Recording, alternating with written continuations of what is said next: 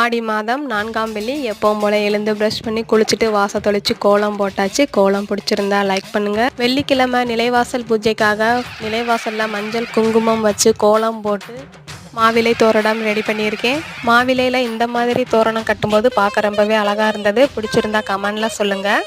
ஆடி மாதத்தில் எல்லா வெள்ளியும் நம்ம நிலைவாசல் பூஜை வீடியோ போட்டிருக்கோம். நிலைவாசல் பூஜை வீடியோ வேணும்னா நம்ம சேனலில் சர்ச் பண்ணி பாருங்கள். நிலைவாசலில் விளக்கேற்றி தீப தூப ஆராதனை காட்டிட்டு பூஜை அறையில் சுவாமி படங்களுக்கு பூ அலங்காரம் செஞ்சு நைவேத்தியம் படைச்சு விளக்கேற்றி பூஜை அறையிலையும் தீப தூப ஆராதனை காட்டியாச்சு. பிரம்மமுகூர்த்த பூஜையில் இன்னைக்கு 23ஆம் நாள் பூஜை. இன்னைக்கு ஆடி மாதம் 23ஆம் நாள்.